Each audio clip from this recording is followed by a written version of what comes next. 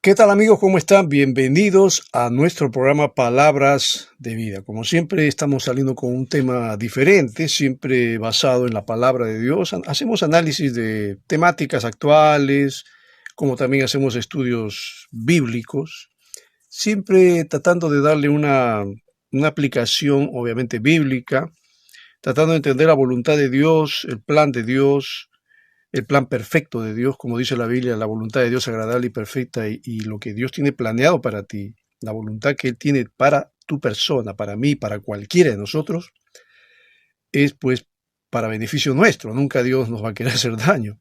Él siempre desea hacernos el bien. Bueno, entre los temas que estamos compartiendo, estamos haciendo un estudio, como ustedes saben, del libro de Gálatas, capítulo 5, acerca de las obras de la carne. Y en esta oportunidad yo quiero hablar acerca del tema de las herejías. Bueno, miren, los tiempos que vivimos se hacen cada vez más difíciles en el sentido del cuidado de la sana doctrina. Creo que hoy más que nunca el enemigo de nuestras almas quiere confundir a la gente para que no se salve. Y la forma como lo hace es torciendo la enseñanza bíblica. Es decir, al basar tu fe en esquemas doctrinales equivocados, tu vida espiritual no crece, sino que al contrario se perjudica. Una herejía, según lo que define el diccionario, es una enseñanza que se desvía de la verdadera revelación bíblica. Es, en otras palabras, una falsa enseñanza. La palabra herejía viene de la palabra griega aieresis. La palabra ocurre en el Nuevo Testamento unas 9 veces y se traduce como secta.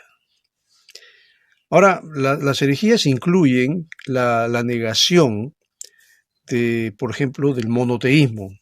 Usted sabe que el monoteísmo habla acerca de creer en un solo Dios. Y sé que hay algunos grupos religiosos, como los mormones, por ejemplo, que niegan el monoteísmo, los testigos de Jehová, que aparte de eso niegan la Trinidad, igual que los mormones, el Islam también, la deidad de Cristo, igualmente, la niegan, por ejemplo, los testigos de Jehová. Y también hay quienes niegan la persona del Espíritu Santo, como los testigos de Jehová, por ejemplo, ellos dicen que el Espíritu Santo no es una persona, sino es una fuerza activa. Algo así como la corriente eléctrica, una cosa. En fin, hay otras herejías más, y estas pues son enseñanzas de que los hombres, por ejemplo, se convierten en dioses, ¿no? Eso es lo que dice el mormonismo, de que existen muchos dioses también, de que Jesús perdió su divinidad en el infierno y terminó la expiación allí, de que las buenas obras, ojo, las buenas obras son necesarias para la salvación. Esto no está en la Biblia, pero hay quienes dicen que no, tú tienes que hacer buenas obras si es que quieres salvarte. Yo pienso que todos los cultos pseudo cristianos dicen esto. A lo largo de la historia, desde el siglo I en adelante, pues han surgido varios hombres que que han hablado de herejías, han dicho y han formado grupos justamente para mantener estas enseñanzas heréticas. Unos fueron, por ejemplo, en el siglo I fueron los llamados circuncisionistas. Los circuncisionistas eran aquellos que, en cierto modo, obligaban, eran judíos convertidos a Cristo, pero que obligaban a los gentiles a circuncidarse. Algo que ya nosotros eso lo vemos en la Biblia, en el Concilio de Jerusalén, cuando se reunieron allí en Hechos capítulo 15, trataron el tema y, entre otras cosas más, escribieron una carta a las iglesias para decir que no hagan caso a esto. En el siglo I y también en parte del siglo II surge otra doctrina llamada el gnosticismo. Ellos, también considerados grupos heréticos, consideraban que la materia es mala y también negaban la encarnación de Cristo. Surge luego, en la última parte del siglo II, el montanismo, Montano, que fue un hombre que se creía ser el Espíritu Santo, y él dijo que Cristo cuando venga, pues vendría al lugar de origen de Montano, donde él nació, ¿no? El siglo III surge otra herejía llamada el sabelianismo, que según ellos, las tres personas de la Trinidad existen solamente en relación con el hombre y no en la realidad objetiva. Estas enseñanzas obviamente generaron confusión, generaron duda en la mente de muchos creyentes, sobre todo en un tiempo donde el acceso a las escrituras no era fácil. Nadie tenía una Biblia en ese tiempo. Recién creo la Biblia es a partir del siglo XVI, ¿no? En la Reforma Protestante, cuando Martín Lutero, bueno, y gracias al invento de la imprenta, se pudo hacer que la Biblia empiece a salir ya en cantidades abundantes para que la gente pueda tener acceso a ella y empiecen por sí mismos a analizar y estudiar las escrituras. En el siglo IV surge el arrianismo. Arrio, él enseñó que Cristo era una criatura hecha por Dios. Pues porque se cree que los testigos de Jehová basan su enseñanza, porque ellos también consideran que Cristo es un ser creado, precisamente en Arrio. El siglo V surge la doctrina del pelagianismo, que decía que no existe el pecado original, somos pecadores por el mal ejemplo. O sea, en realidad todos nacemos sanos, nos nacemos sin pecado, pero nos volvemos pecadores porque vemos a otros que pecan y el mal ejemplo también nos inspira a nosotros. Bueno, es lo que decían ellos. El siglo V también surge el semi-pelagianismo, que era una herejía que afirmaba que los humanos pueden acercarse a Dios por su propio poder y sin ayuda de la gracia de Dios. O sea que Dios obviamente nos ofrece la salvación, pero la salvación sabemos muy bien que es por gracia, una gracia inmerecida. Cuando hablamos de gracia significa que es un regalo de Dios, porque Dios está viendo que nosotros por nosotros mismos no podemos salvarnos. O sea, la salvación no es una iniciativa humana, es una iniciativa de Dios. Los semipelagianos decían no. Ellos decían los humanos pueden acercarse a Dios por sí mismos, buscar, ¿no?, por su propio poder y sin necesidad de la gracia de Dios. En el siglo V surge el nestorianismo, que ellos consideraban, por ejemplo, que María es madre de Cristo. Y bueno, hasta ahí estamos bien, pero luego decían que Cristo vino solo con su naturaleza humana y nada más. Algo que creo que no está en la Biblia, porque la Biblia también nos enseña que Cristo tenía dos naturalezas, la humana y la divina. En el siglo V surge el monofisismo, y este grupo ya creo que se fue a otro extremo, afirmando que Cristo era una persona con una sola naturaleza que fusionaba lo divino y lo humano. También medio extraña esta doctrina. En el siglo XI surge el catarismo, y los cátaros tenían muchas sectas diferentes que tenían la enseñanza común de que el mundo había sido creado por una deidad maligna, por lo cual consideraban malo todo lo material, y que en su lugar se debía adorar a la deidad benigna. El jansenismo surge en el siglo XVII, y bueno, entre otras doctrinas, los seguidores de este grupo negaban que Cristo hubiera muerto por todos los hombres, decían que solo murió por aquellos que serán salvos finalmente, o sea, los elegidos. Y te das cuenta entonces, te estoy señalando algunas herejías que surgieron en la historia. Algunas desaparecieron, otras probablemente quedaron y se han refugiado en algunos de los grupos religiosos que existen ahora, ¿no? Es decir, se han introducido y estos grupos los han adoptado y son parte de su confesión de fe. Bueno, déjame decirte que la vida de los herejes, la vida de los hombres, de muchos de estos que han pronunciado estas doctrinas equivocadas, se caracterizó también por la inmoralidad, por la negación del Señor y la división del cuerpo de Cristo. O sea, eran personajes que dejaban mucho que desear en cuanto se refiere a su testimonio personal. El cristianismo en sus inicios fue considerado por los judíos como un movimiento herético. Ahí en Hechos capítulo 24, versículo 14, en la defensa que el apóstol Pablo da de sí mismo, él dice: pero esto te confieso que según el camino que ellos llaman herejía, hablando de los judíos, porque así consideraban a los cristianos, antes los llamaban los del camino, él dice que según el camino que ellos llaman herejía, así sirvo al Dios de mis padres, creyendo todas las cosas que en la ley y en los profetas están escritas. El judaísmo consideraba a los cristianos como herejes.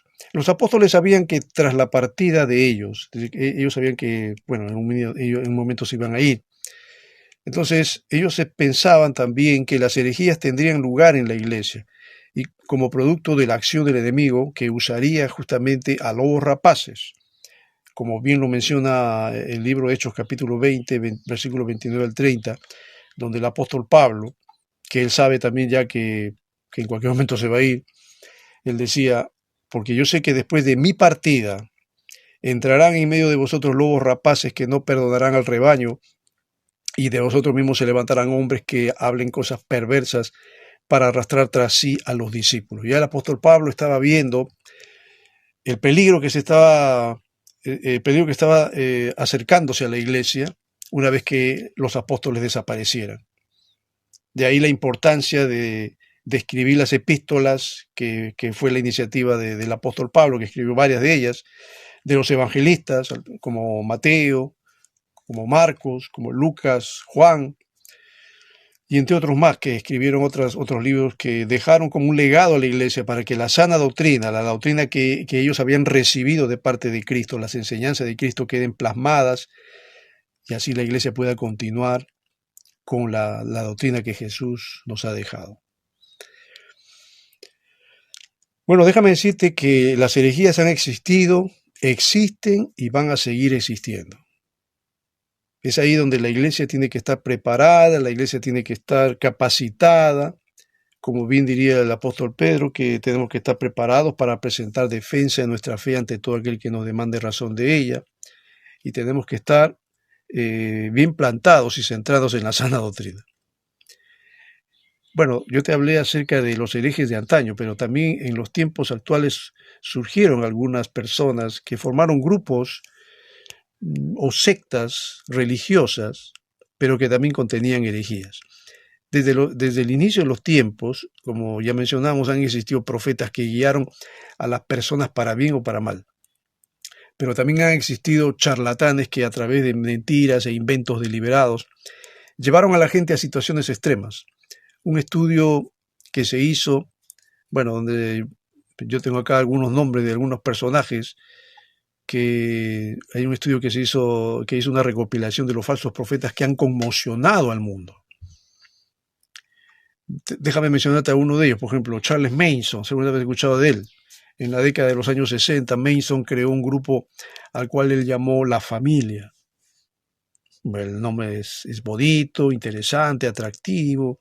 Todo el mundo pensaba, este grupo pues lo que quiere es integrar a la familia. Y estaba formado por varios jóvenes que obedecían las órdenes de quien decía ser un profeta. Pero el fanatismo era tal que un día Manson pidió a 4 de sus seguidores ir al número 10.050 de la calle Sky Drive en Los Ángeles, y allí pues se desató una carnicería, mató a todos los que se encontraban allí, y en ese incidente pues murió la esposa del famoso cineasta Roman Polanski, Sharon Tate, quien además estaba embarazada, y otras 4 personas más fallecieron. Luego surgió, allí por los años 70, por ahí, casi por los años 80, surge otro personaje siniestro llamado Jim Jones. Él fue un estadounidense que fundó la secta llamada el Templo del Pueblo, y sus seguidores lo adoraban y le eran completamente fieles. Entre ellos había niños, jóvenes y adultos. En el año 1978, Jones convenció a más de 900 de sus seguidores de suicidarse tomando limonada con cianuro, con la idea de que la muerte solo era el tránsito a otro nivel. Bueno, según el análisis que se hizo de este llamado suicidio colectivo, en realidad no fue un suicidio, sino prácticamente fue un asesinato, porque obligaron a todas estas personas, entre mujeres, niños, adultos, a beber este veneno que costó la vida pues, de más de 900 personas. Jim Jones también murió entre ellos. Luego surge otro personaje llamado David Koresh. Él fue un profeta apocalíptico y que formó una secta a la que llamó los Davidianos. Estaba basada en el fundamentalismo cristiano que anunciaba el apocalipsis. Logró reunir varios seguidores entre niños y adultos, y en el año 1993 el FBI acorraló a Koresh y a su grupo, y el enfrentamiento duró más o menos 51 días hasta que el 19 de abril los federales entraron al rancho en el que se habían refugiado y encontraron los cadáveres calcinados de 69 adultos y 17 menores. Qué triste final para este grupo de hombres fanáticos que estaban guiados por este, yo lo llamo personaje diabólico, como se llamaba David Koresh, y que los indujo a todos ellos a la muerte. Surge luego otro hombre llamado Luc Juret. Él fue un médico belga que formó la Orden del Templo Solar con 500 seguidores. Y sus metas eran establecer algunas nociones claras sobre la autoridad y el poder en el mundo y reafirmar la superioridad de lo espiritual sobre lo temporal. Sin embargo, en octubre del año 1994, en Suiza, 48 de sus miembros murieron por disparos y fueron posteriormente quemados. Un año más tarde, otros 16 miembros fueron calcinados y en 1998 fallecieron otros 33 integrantes. No se sabe a ciencia cierta cuántos de los miembros de la orden participaron en suicidios colectivos, ya que se especula que algunos fueron también asesinados. Luego surge otro personaje llamado Shoko Asahara, que fue un profeta que combinó la religión con el yoga y creó una secta que se llamaba La Verdad Suprema. Según se cree que él llegó a tener unos 10.000 seguidores en Japón, en Alemania, en Estados Unidos, y a sus fieles constantemente les hablaba del fin del mundo y con el dinero que juntó fue capaz de realizar uno de los mayores atentados en Japón. Lanzó el gas sarín en el metro de Tokio, donde murieron 12 personas. Sin embargo, se calcula que por el gas fueron afectadas por lo menos unas 5.000 personas. Marshall Applewhite, él formó la secta La Puerta del Cielo, y en ella sus seguidores decían ser extraterrestres. Applewhite constantemente comentaba que una nave extraterrestre vendría por ellos. Ese argumento bastó para convencer a alrededor de 39 seguidores de suicidarse, y cuando la policía llegó al rancho donde se encontraba la secta, encontraron los cadáveres en literas cubiertos con cobijas púrpuras y maletas con ropa. Y bueno, podría seguir. Te digo a alguien más. Él se llamó Joseph Kiwetere. Joseph Kiwetere, que fue fundador de la secta Restauración de los 10 Mandamientos de Dios. Él era originario de Uganda. Hablaba constantemente del fin del mundo y de seguir los 10 mandamientos. Y a sus seguidores les decía que veía imágenes de Cristo y de la Virgen María. Él ordenaba el ayuno, la abstinencia sexual, y el 17 de marzo del año 2000, los seguidores de este culto se quemaron en una iglesia. Alrededor de 1.000 personas murieron. Te vas a dar cuenta que han surgido estos personajes siniestros que formaron grupos religiosos, formaron sectas con enseñanzas basadas en la Biblia, pero con unas interpretaciones totalmente desfasadas y obviamente pues que rayan más en la herejía que en la verdad, pero que al final tienen un triste destino. Al final muchos de ellos terminan suicidándose o los matan. Uno nunca sabe cuál puede ser la intención de un hombre que se puede disfrazar de una oveja cuando interiormente es un lobo rapaz. Es importante entonces que la iglesia, los creyentes, nosotros, que somos seguidores de Cristo, que no estamos siguiendo a un hombre. Déjame decirte, hermano querido, que tú vas a una iglesia, tú no estás siguiendo al pastor de tu iglesia. El pastor es un hombre que Dios puso allí, es un hombre al cual hay que respetar y hay que obedecer porque hay que rendirle obediencia. Pero tú también tienes que estar analizando la vida de este personaje. No vaya a ser de que también en un momento, ya sea por la fama, el prestigio, el poder o la vanagloria, se desvía y puede empezar a andar por caminos extraños, siniestros, tortuosos y oscuros. Y puede estar conduciendo a muchos por ahí. Por eso tienes que orar por tu líder, por tu pastor. Porque estos hombres, muchos de ellos, pienso yo, por ejemplo, Jim Jones era un pastor de una iglesia cristiana y mira cómo terminó. Y creo yo que es importante. El enemigo, el diablo, es muy astuto. Y el diablo, él va a querer desviar a muchos de estos líderes, que son hombres conocedores de la Biblia, pero que en un momento se tuercen, en un momento se desvían. Y si mantienen el poder es peligroso, porque también pueden desviar a muchos por caminos equivocados. Estos son, como dice la Biblia, los mutiladores del cuerpo, como menciona el apóstol Pablo, y debemos guardar a la iglesia de ellos. Filipenses 3:2 dice, guardaos de los perros, guardaos de los malos obreros, guardaos de los mutiladores del cuerpo. Hermano querido, estamos viviendo los tiempos finales, estamos viviendo tiempos peligrosos sin duda, estamos viviendo en los tiempos en que vamos a ver estas cosas y mucho más, y es importante entonces que tú fundamentes tu fe en la palabra de Dios. Tú eres un discípulo de Cristo y a quien debes seguir es a Cristo. Y en la vida de quién te debes inspirar, en la vida de Cristo.